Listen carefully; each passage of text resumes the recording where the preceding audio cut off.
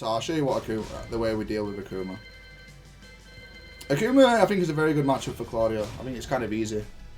Right, so Akuma has two different Demon Flips, right? He has Demon Flip 3 and Demon Flip 4.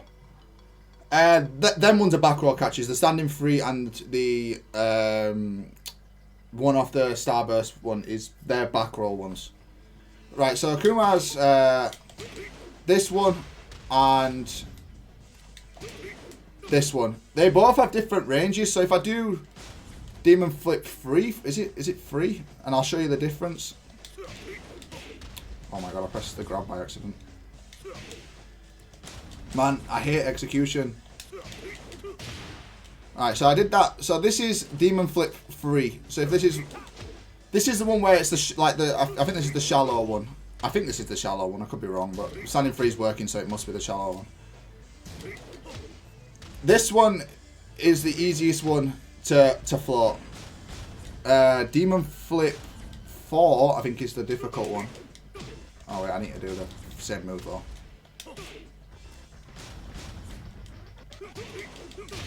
So if I do the same move, see how he goes over me? That's the deep Demon Flip. So this one is the one you step right.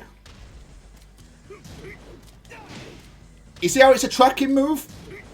And it's not tracking me? You see how it's a tracking move and it's not tracking me? It doesn't track. Only a side walk. If I side walk, it catches me. If I side step, it doesn't catch me. With this Demon Flip, always side step, never side walk. Always side step, never side walk Akuma. But if he does the other Demon Flip,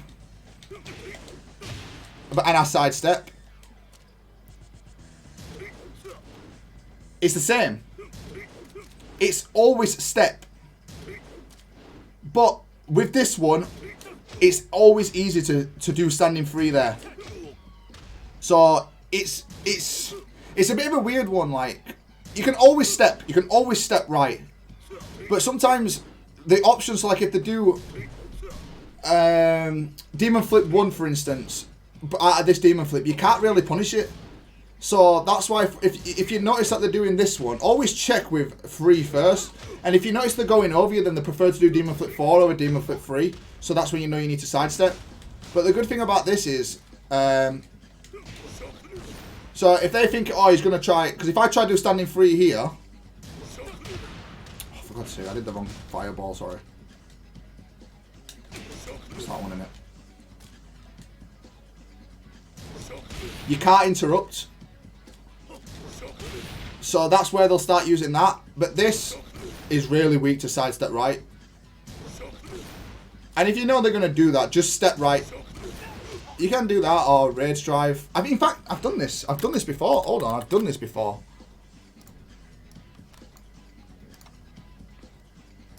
Bear with me a second. Yeah, I've done this before. Yeah, you can step right. Just step. Honestly, stepping right is so good against Akuma. Don't go left, because the fireball tracks that way.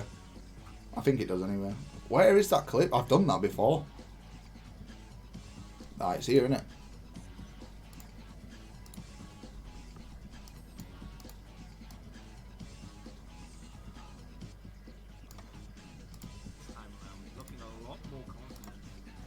This round, watch.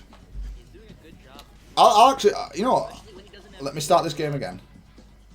I'll take you through the game. I'll take you through the game. I'll take you through the game, so then you know.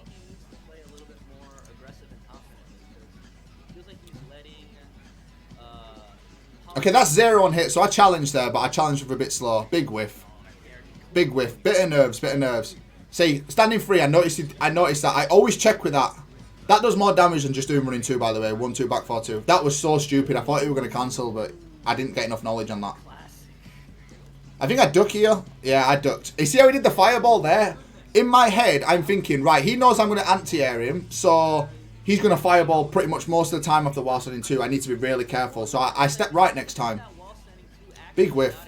Nerves. Definitely nerves. That's one thing, man. Down 4 on Akuma is stupid, bro. I played Super Akuma, I played Guki Akuma.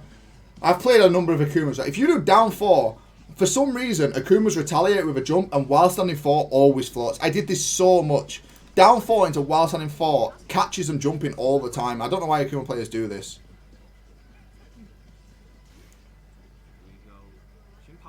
And catch you with running 2 here, yeah.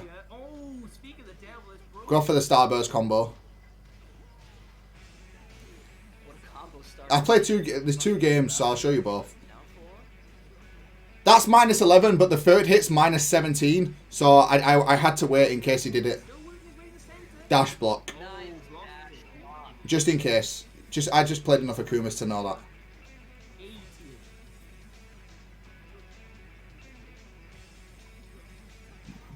I had a read on that. You can't interrupt that. Down 4. I could have while standing 4 there again, but I didn't want to do anything. That's a high. That's a high. You gotta duck that. Don't let him get away with that. It's 4-3 or something. It's like how 4-3. Caught him jab checking.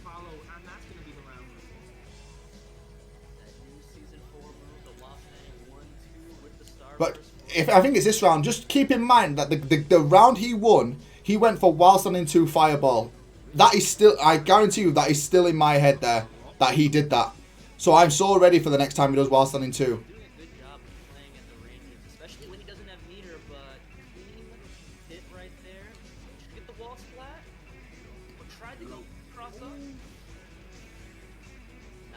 There you go.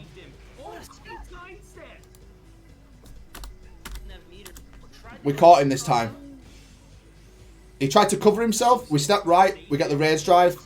We get the jump over. If he teleports here, always go for the hop kick, right? The only way they're really going to get out of that, if they know to hold forward, then they can hold forward, right? But the main way Akumas get out of that is to teleport. The teleport is so vulnerable that even if we whiff the hop kick, we have time to punish with a running 2. So we always have time to do a running 2 here. He recovers too slow. And then we just stepped.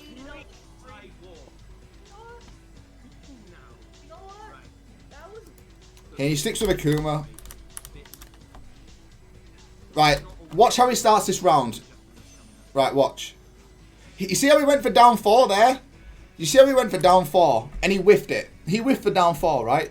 In his head, he whiffed that down 4, so that down 4 never happened. He needs to make that down 4 happen. So I should have delayed hop kick, but I knew. So he fucked a down 4 there. I saw that. So I knew he had to go for down 4 there because he wanted it to hit. Don't ever get into that mindset where because you miss, you have to do it again. Because he clearly had that mindset. That should have been launched. That's so punishable.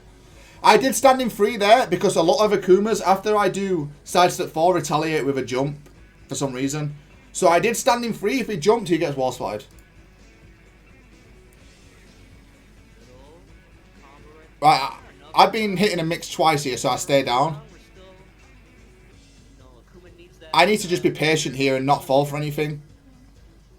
Jump, jump. While standing 2, standing free. Get out of there, bro. We're not letting that happen. We're not letting that happen. You cannot do that to me. Like I said before, you know, that first round, that's the round that you're supposed to. See, I did down 4 into thing there. That was meant to be sidestep jab, which also works in that scenario once you've been hit. When you're in that sort of situation, sidestep, if you've been hit and they fuck up, a sidestep right jab is a pretty good option there. Frame trap. I thought you were going to wall splat, so I just did down 4 3-1 for it to look cool, but it didn't.